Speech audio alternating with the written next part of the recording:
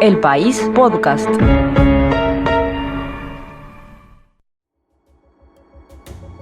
Colonia Nicolich es un poblado verde, de casas bajas, de menos de 15.000 habitantes según el censo de 2011.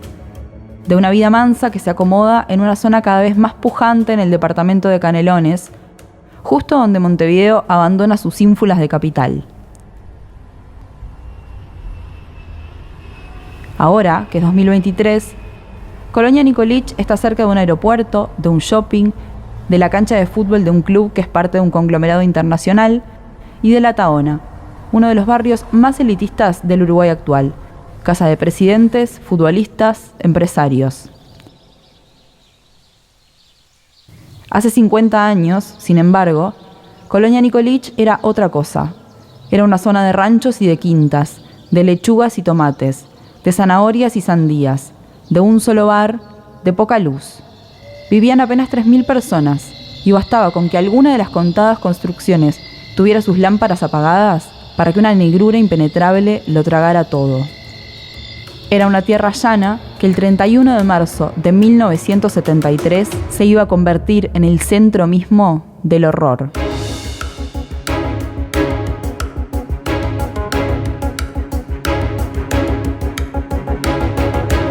Crímenes es un podcast del País conducido por Belén Furment.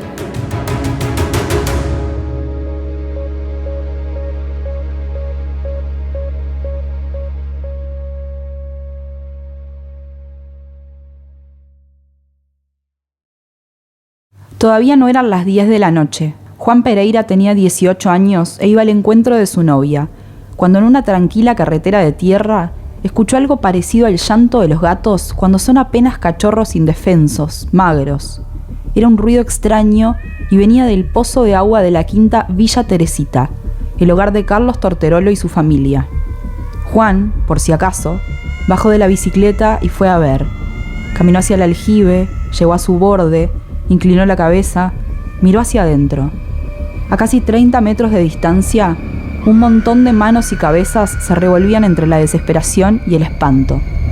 Era 31 de marzo de 1973. Juan gritó que ya venía y pedaleó furioso rumbo al cuartel de bomberos más cercano. En el pozo estaban Esther González de Torterolo, de 27 años, y sus 4 hijos. Carlos tenía 9, Teresa 8, Miguel Ángel 5, Marisol 3. En unas horas, las sirenas de bomberos y efectivos policiales iban a cubrirlo todo. Era el comienzo del final de uno de los crímenes más inauditos en la historia del Uruguay. Bárbaro hecho ocurrió ayer en la octava de Canelones. Una joven madre y sus 4 hijos fueron arrojados a un pozo de riego. 2 fallecieron, la madre y 2 niños internados. El 1 de abril, el diario El País titulaba así la noticia. Tiempo después, el periodista César Di Candia iba a decir que el crimen era insólito, misterioso y absurdo, como en una novela de Agatha Christie. Aquella mañana, sin embargo, lo único que sobrevolaba era el pavor. En la madrugada del 1 de abril, 2 bomberos se anudaron cuerdas y descendieron al aljibe para rescatar a Esther, a Carlitos, a Teresita, todos entre el shock y las heridas. Los atendieron, los cubrieron con frazadas, los trasladaron. Teresita era la más delicada. Los menores, Miguel Ángel y Marisol, no habían sobrevivido.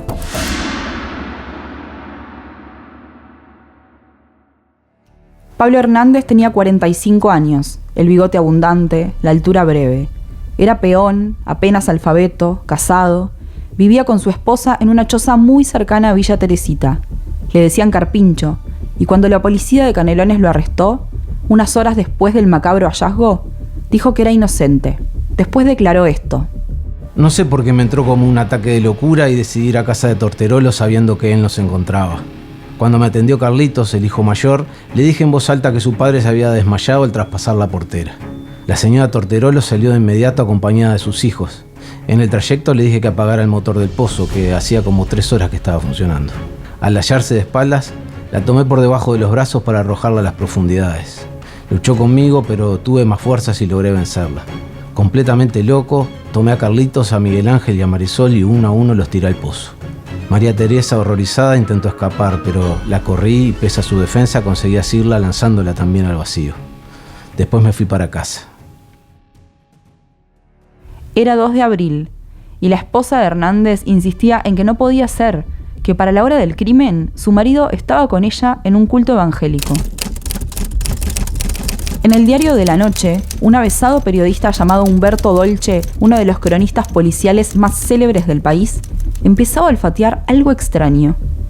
¿Cómo aquel hombre tan menudo había podido con una mujer como Esther, tan resistente, tan robusta? Era abril y la prensa, casi toda, decía de Hernández lo peor. Pero el 27 de mayo, Dolce recibió una carta. Leyó esto. Me llamo Pablo Hernández Jara y quiero hacer una confesión.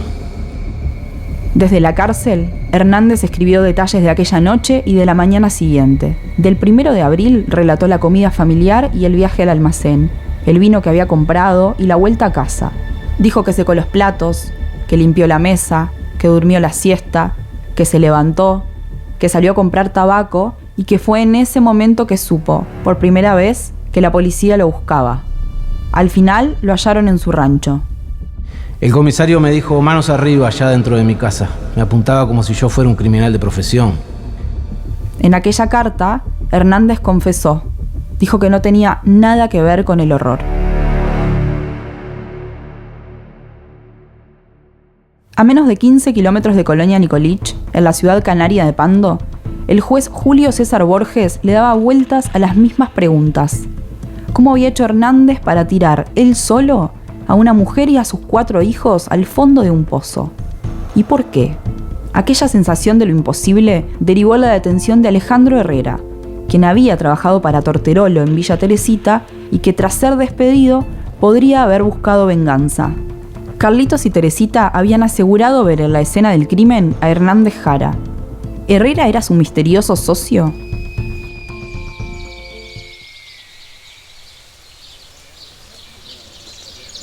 El 15 de junio de 1973, Hernández y Herrera y Esther González de Torterolo se encontraron en el campo donde había ocurrido todo.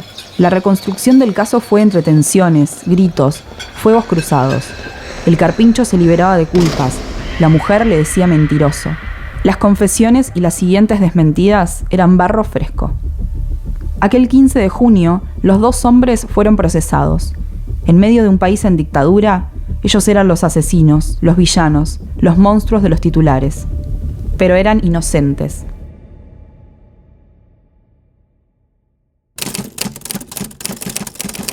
A todo ancho, en su edición del 23 de junio de 1973, el diario La Mañana tituló «La propia madre los tiró al pozo». Era el desenlace de un caso fantasmagórico y alucinante. Había demasiadas dudas para que todo se resolviera así, tan claro, tan fácil, tan simple. Las investigaciones de la jefatura de Canelones habían dado una y otra vez con incongruencias, con claroscuros. Había 2 procesados y mucho que responder. ¿Se había tratado todo de una macabra estrategia para la venganza? Al final, Esther González de Torterolo flaqueó. Estaba deprimida, agobiada por las deudas y, decía la prensa, con un desequilibrio psíquico comprobado. El 31 de marzo, mientras su marido estaba en el bar y los Fontela, sus vecinos más cercanos, estaban fuera de casa, con una noche cálida que caía sobre todo el lugar, Esther bañó a sus hijos y los vistió con cuidado. Eligió lo más nuevo que tenían, les dijo que iban a pasear. Salieron de Villa Teresita los 5, tomados de las manos. Caminaron hacia la portera, pero cuando pasaron junto al aljibe que se usaba para el riego, la mujer los detuvo. Con la misma atención con la que apenas hacía un rato los había preparado para el disfrute, Esther repitió un ritual. Uno por uno tomó a sus niños, les quitó los zapatos, los sentó al borde del pozo con los pies hacia el interior. Después, los empujó.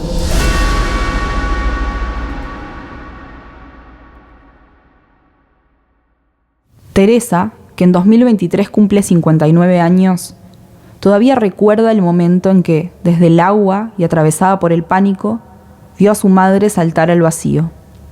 Después recuerda la oscuridad, el momento en que Esther les dijo a ella y a Carlitos que aquello lo había hecho Pablo. Recuerda el rescate, las pesadillas, los dolores, y aquella mañana en la que todo comenzó a desarmarse. Fue durante una desesperada discusión entre madre e hijo que Carlos Torterolo, el padre de familia, supo que había sido su esposa la responsable de semejante tragedia. Teresa, que después hizo un libro para sanar las heridas, le contó al País. Cada uno por su lado estuvimos declarando durante todo el día y cuando volvimos a mi casa ya era de noche. Pero esta vez volvimos solo 3, mi padre, mi hermano y yo. Mi madre no regresó. Esther González de Torterolo fue condenada por homicidio, intento de homicidio y lesiones.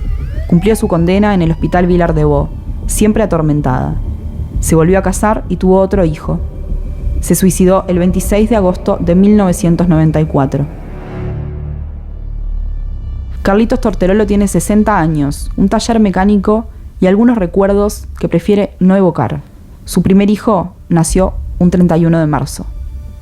Hace 10 años, Teresita Torterolo se reencontró con Fontela, el niño que vivía a escasos metros del aljibe del terror.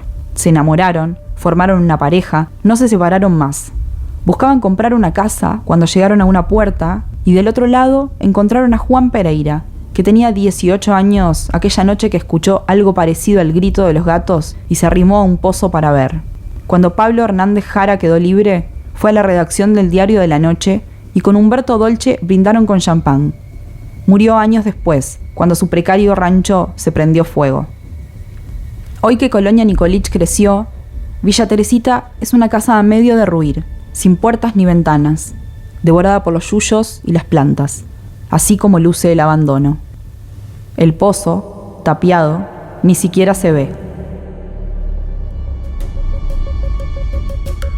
Crímenes es una adaptación de Belén Fourment de la serie Crímenes que marcaron la historia de José Luis Aguiar, publicada en 2023 en El País.